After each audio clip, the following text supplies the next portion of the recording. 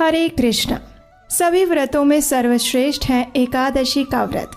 ऐसा कहा जाता है कि अगर कोई व्यक्ति बाकी सभी व्रत और उपवास नहीं कर पाता है तो भी यदि वो सिर्फ एकादशी व्रत का पालन करे तो उसे बाकी सभी व्रतों का पालन करने की आवश्यकता नहीं रह जाती। और कारण यही है कि सामान्य रूप से किए जाने वाले बाकी सभी व्रत और उपवास मनुष्य को भौतिक सुख समृद्धि देने की बात करते हैं, लेकिन एकादशी का व्रत मनुष्य को भौतिक सुख समृद्धि तो देता ही है, अपितु उसके साथ साथ परम आध्यात्मिक फल भी प्रदान करता है। इसलिए अगर कोई मनुष्य इस भौतिक बंधन से मुक्ति प्राप्त करना चाहता है तो उसे इस एकादशी व्रत का पालन अवश्य करना चाहिए। तो चलिए इस निर्जला एकादशी के उपलक्ष्य में आज हम एक महत्वपूर्ण और अनसुनी पौराणिक कथा का श्रवण करते हैं और इस वीडियो को अंत तक जरूर देखिएगा, क्योंकि इस कथा के बाद आपके लिए एक विशेष समाचार है। तो चलिए आरंभ करते हैं। प्रत्येक वर्ष ज्येष्ठ मास के शुक्ल पक्ष में आती है निर्जला एकादशी। इसे पांडव निर्जला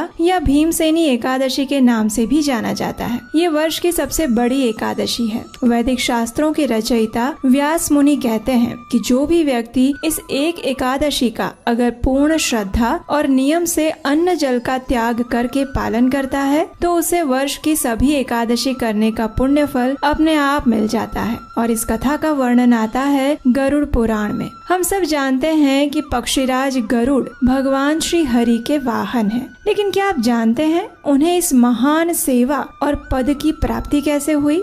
तो सुनिए। पक्षीराज गरुड़ के पिता हैं ऋषि कश्यप और उनकी माता का नाम है विनता। एक दिन विनता और ऋषि कश्यप की अन्य पत्नी कद्रु के बीच में शर्त लगी कि देवताओं के घोड़े उच्च श्रवा का रंग कौन सा है। स्वाभाविक है कि उसका रंग दूध के समान श्वेत ही था, लेकिन कद्रु ने कपट पूर्वक विनता से कहा कि उसकी पूंछ का रंग काला है। इस बात पर दोनों में शर्त लग गई और ये तय किया गया कि इस बात की पुष्टि की जाएगी और जो भी हारेगा वह दूसरे का दासत्व स्वीकार करेगा। अब देखिए कद्रु ने चालाकी पूर्वक क्या किया कि उसने अपने सभी संतानों को जो कि सर्प थे उन्हें उस घोड़े की पूंछ पर लिपट जाने के लिए कहा, ताकि जब पुष्टि की जाए तो उसकी पूंछ सच में काले रंग की दिखे। अपनी माता की आज्ञा पाते ही सभी सर्पों ने ऐसा किया और परिणाम स्वरूप गरुड़ की माता विनता ये शर्त हार गई और उन्हें कद्रु की दासी बनकर रहना पड़ा। इस बात से दुखी गरुड़ ने एक दिन निर्णय किया कि वे अपनी माता को इस दासत्व से मुक्त कराएंगे। इसलिए उन्होंने कद्रु से जाकर पूछा कि अपनी माता को दासत्व से मुक्त करने के लिए वे क्या कीमत चाहती है। तो कद्रु भी चालाक थी। वो चाहती थी कि विनता सदैव उसकी दासी बनकर रहे। इसलिए उसने गरुड़ को एक असंभव कार्य सौंपा और वो कार्य था देवलोक से अमृत के कलश को लेकर आना। गरुड़ ने अपने पिता के मार्गदर्शन में इस असंभव कार्य को संभव बनाने का निर्णय लिया और देवलोक में जाकर अनेक संघर्षों के पश्चात वे उस अमृत कलश को धरती पर लाने में सफल हुए और इस प्रकार उन्होंने अपनी माता विनता को कद्रु के दासत्व से मुक्ति दिलाई। जब भगवान श्री विष्णु ने गरुड़ के इस महान पराक्रम, बुद्धि चातुर्य और विनम्रता को देखा तो उन्होंने उसे अपने वाहन बनने का प्रस्ताव रखा। गरुड़ के लिए तो ये अत्यंत सौभाग्य की बात थी और उन्होंने बड़ी ही प्रसन्नता पूर्वक इस सेवा का स्वीकार किया। एक दिन गरुड़ और भगवान श्री विष्णु के बीच में कुछ संवाद हो रहा था। उस समय गरुड़ ने भगवान श्री हरि से पूछा, हे भगवान, मैंने सुना है कि सभी व्रतों में एकादशी तिथि आपको सर्वाधिक प्रिय है, लेकिन कई बार इस एकादशी तिथि के दिन को लेकर अनेक भ्रांतियां फैली रहती है।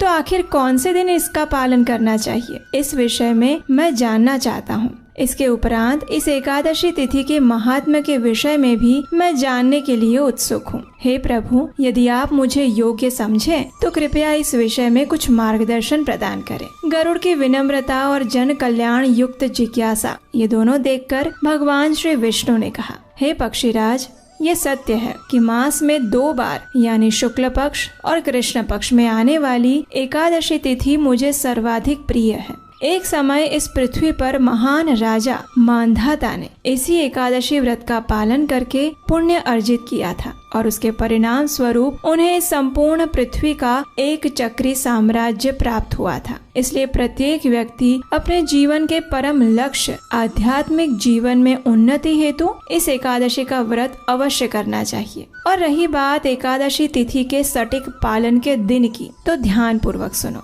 एक समय धृतराष्ट्र की पत्नी गांधारी ने दशमी विद्या एकादशी का पालन किया था और उसी के फल स्वरूप उसके सभी 100 पुत्रों का विनाश उसके जीवन काल में ही हो गया था। और इसलिए किसी भी व्यक्ति को दशमी विद्या एकादशी का पालन नहीं करना चाहिए। द्वादशी के साथ जो एकादशी आती है, उस एकादशी तिथि में भगवान श्री हरि का सन्निधान रहता है, लेकिन जो दशमी से युक्त एकादशी होती है उसमें असुरों का सन्निधान रहता है, इसलिए उसका पालन नहीं करना चाहिए। ऐसे समय में व्यक्ति को द्वादशी के दिन एकादशी का पालन करना चाहिए। यदि एकादशी तिथि एक कला मात्र गणना में भी रहती है तो द्वादशी युक्त एकादशी को ही ये व्रत उपास्य है। यदि कभी एकादशी, द्वादशी और विशेष रूप से त्रयोदशी तिथि भी एक ही दिन में आ जाए तो इन तीनों तिथियों से मिश्रित ये तिथि व्रत करने योग्य होती है, क्योंकि ऐसी तिथि मांगलिक एवं सभी पापों का विनाश करने में सक्षम होती है।